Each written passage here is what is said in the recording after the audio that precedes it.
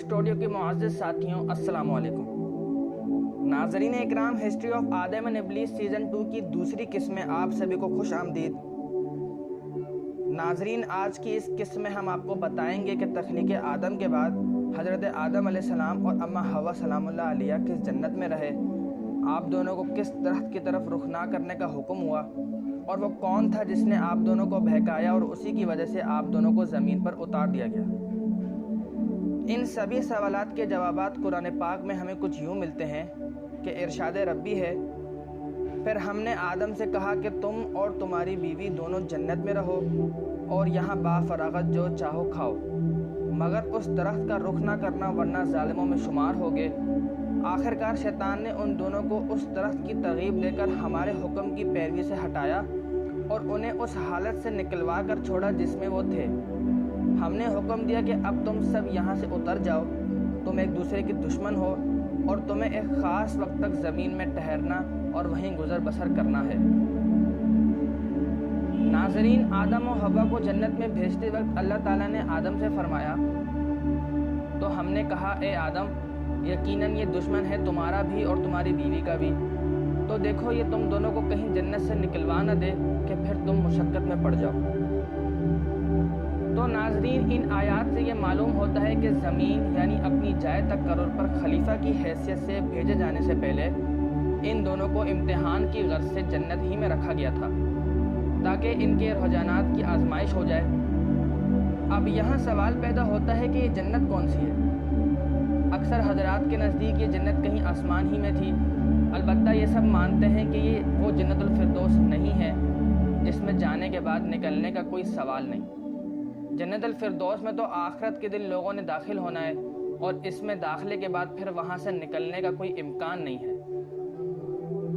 ان کی آزمائش کے لیے ایک درخت کو چن لیا گیا اور حکم دیا کہ اس کے قریب نہ بھٹکنا، اور اس کا انجام بھی بتا دیا کہ ایسا کرو گے تو ہماری نگاہ میں ظالم قرار پاؤ گے۔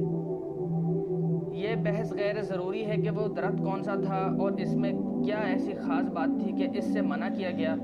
منع کرنے کی وجہ یہ نہ تھی کہ اس درخت کی خاصیت میں کوئی خرابی تھی اور اس سے آدم و حوا کو نقصان پہنچنے کا خطرہ تھا۔ اصل غرض اس بات کی آزمائش تھی کہ یہ شیطان کی ترغیبات کے مقابلے میں کس حد تک حکم کی پیروی پر قائم رہتے ہیں۔ اس مقصد کے لیے کسی ایک چیز کا منتخب کر لینا کافی تھا، اسی لیے اللہ نے درخت کے نام اور اس کی خاصیت کا کوئی ذکر ہی نہیں فرمایا۔ اس امتحان کے لیے جنت ہی کا مقام سب سے زیادہ موزوں تھا۔ دراصل اسے امتحان گاہ بنانے کا مقصود یہ حقیقت انسان کے ذہن نشی کرنا تھی کہ تمہارے لیے تمہارے مرتبہ انسانیت کے لحاظ سے جنت ہی لائق و مناسب مقام ہے، لیکن شیطانی ترغیبات کے مقابلے میں اگر تم اللہ کی فرما برداری کے راستے سے منحرف ہو جاؤ تو جس طرح ابتدا میں اس سے محروم کیے گئے تھے اسی طرح آخرت میں بھی محروم ہی رہو گے۔ اپنے اس مقام لائق، اپنی اس فردوس گمگشتہ کی بازیافت تم صرف اسی طرح کر سکتے ہو کہ اپنے اس دشمن کا کامیابی سے مقابلہ کرو جو تمہیں فرما برداری کے راستے سے ہٹانے کی کوشش کرتا ہے۔ فَتَكُونَ مِنَ الظَّالِمِينَ، لفظ ظالم نہایت معنی خیز ہے۔ ظلم دراصل حق تلفی کو کہتے ہیں اور ظالم وہ ہے جو کسی کا حق تلف کرے۔ جو شخص خدا کی نافرمانی کرتا ہے وہ در حقیقت 3 بڑے بڑے بنیادی حقوق تلف کرتا ہے۔ اولاً خدا کا حق، کیونکہ وہ اس کا مستحق ہے کہ اس کی فرما برداری کی جائے۔ ثانیاً ان تمام چیزوں کے حقوق جن کو اس نے اس نافرمانی کے ارتکاب میں استعمال کیا، اس کے اعضائے جسمانی، اس کے قوائے نفس، اس کے ہم معاشرت انسان اور وہ فرشتے جو اس کے ارادے کی تکمیل کا انتظام کرتے ہیں، اور وہ اشیاء جو اس کام میں استعمال ہوتی ہیں، ان سب کا اس پر یہ حق تھا کہ وہ صرف ان کے مالک یعنی اللہ ہی کی مرضی کے مطابق ان پر اپنے اختیارات استعمال کرے۔ مگر جب اللہ کی مرضی کے خلاف اس نے ان پر اپنے اختیارات استعمال کیے تو در حقیقت ان چیزوں پر ظلم کیا۔ ثالثاً خود اپنا حق، کیونکہ اس پر اس کی ذات کا یہ حق ہے کہ وہ اسے تباہی سے بچائے، مگر نافرمانی کر کے جب وہ اپنے آپ کو اللہ کی سزا کا مستحق بناتا ہے تو دراصل اپنی ذات ہی پر ظلم کرتا ہے۔ ناظرین، اس معاملے کو آپ یوں سمجھیں کہ دنیا میں کھانے پینے کی ہزاروں چیزیں مباح ہیں، صرف چند چیزوں کو حرام قرار دیا گیا ہے۔ अब अगर तुम हज़ारों मुबाह चीज़ों को छोड़कर हराम में मुंह मारते हो तो ये नाफरमानी शुमार होगी। अल्लाह ने मुबाहात का दायरा बहुत वसी रखा है। चंद रिश्ते हैं जो बयान कर दिए गए कि ये हराम हैं, मुहर्रमात अब्दियाँ हैं, इनसे तो शादी नहीं हो सकती। बाकी एक मुसलमान मर्द किसी मुसलमान औरत से दुनिया के किसी भी कोने में शादी कर सकता है। इसके लिए करोड़ों ऑप्शंस खुले हैं। फिर एक नहीं 4 औरतों से शादी की इजाज़त दी गई है। इसके बावजूद इंसान शादी ना करे और जिना करे तो गोया ये इसकी अपनी खबासात नफ्स है। चुनांचा आदम और हवा को बता दिया गया कि ये पूरी जन्नत तुम्हारे लिए मुबाह है, बस ये एक दरख्त है, इसके पास न जाना। फ़अज़ल्लहुमा अश-शैतानु अन्हा, आखिरकार शैतान ने उन दोनों को फुसलाया उस दरख्त के बारे में। फ़अख़रजहुमा मिम्मा काना फ़ीह, तो निकलवा दिया उन दोनों को उस कैफियत में से जिसमें वो थे। शैतान ने जिन तरीक़ों से आदम को बहकाया उसकी तफसील कुरान पाक में कुछ यूँ है। लेकिन शैतान ने उसको फुसलाया, कहने लगा, आदम बताऊं तुम्हें वो दरख्त जिससे अबदी ज़िंदगी और लाजवाब सल्तनत हासिल होती है। नाज़रीन, इस आयत से ये बात वाज़ी हो गई कि आदम और हव्वा में से असल वो शख्स जिसको शैतान ने वसवसे में डाला वो आदम अलैहिस्सलाम थे, ना कि हज़रत हव्वा। अगरचे सूरह अराफ के बयान के मुताबिक मुखातिब दोनों ही थे और दोनों ही बहकावे में आए, लेकिन शैतान की वसवसा अंदाजी का रुख दरअसल हज़रत आदम ही की तरफ था। इसके बरक्स जो बात हमारे मुआशरे में मशहूर है वो ये कि सांप ने पहले औरत से बात की और फिर औरत ने अपने शौहर को बहका कर दरख्त का फल उसे खिलाया। तो ये हवाला बाइबल से लिया जाता है, हालांकि ये वाक़या कुरान पाक में तफसील से और इस हवाले के मुतरादिफ हमें मिलता है। सूरह अराफ में शैतान की गुफ्तगू की मज़ीद तफसील हमको ये मिलती है। और उसने शैतान ने कहा कि तुम्हारे रब ने तुमको उस दरख्त से सिर्फ इसलिए रोक दिया कि कहीं तुम दोनों फरिश्ते ना हो जाओ या हमेशा जीते ना रहो। और उसने शैतान ने कस्में खा खा कर उनको यकीन दिलाया कि मैं आप दोनों के लिए बहुत ही खैरख्वाह हूँ। तो उसने धोखा देकर उन्हें माइल कर ही लिया। तो जब उन दोनों ने चख लिया उस दरख्त के फल को तो जाहिर हो गई उन पर उनकी शर्मगाहें और वो लगे गांटने जन्नत के दरख्तों के पत्तों को अपने ऊपर लिबास बनाने के लिए। और अब आवाज़ दी उन दोनों को उनके रब ने कि क्या मैंने तुम्हें मना नहीं किया था उस दरख्त से, और क्या मैंने तुमसे कहा नहीं था कि शैतान तुम दोनों का खुला दुश्मन है। हमने हुक्म दिया कि अब तुम सब यहाँ से जन्नत से उतर जाओ, तुम एक दूसरे के दुश्मन हो और तुम्हें एक ख़ास वक्त तक ज़मीन में ठहरना और वहीं गुजर बसर करना है। इन कैफियत से निकालकर इन्हें कहा गया कि अच्छा अब जाओ और ज़िंदगी के तल्ख हक़ाइक़ का सामना करो। याद रखना कि शैतान तुम्हारा और तुम्हारी नस्ल का दुश्मन है और वो तुम्हें फुसलाएगा जैसे आज फुसलाया है।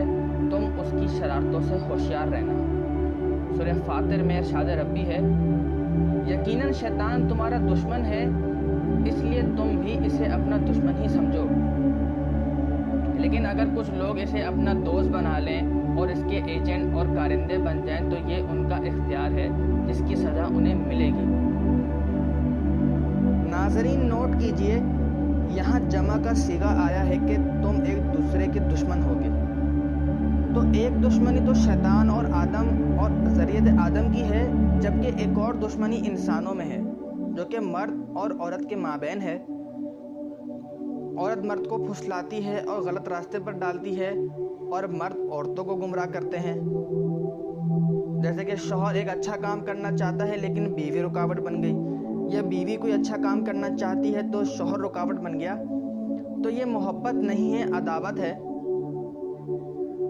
वलकुम फिल अर्दि मुस्तक़र्रुन व मताउन इला हीन, अब ज़मीन तुम्हारी जाए क़याम है और यहाँ ज़रूरत की तमाम चीज़ें हमने फराम कर दी हैं, लेकिन ये एक वक्त मुअय्यन तक के लिए है, ये अबदी नहीं है। एक वक्त आएगा कि हम ये बसात लपेट लेंगे।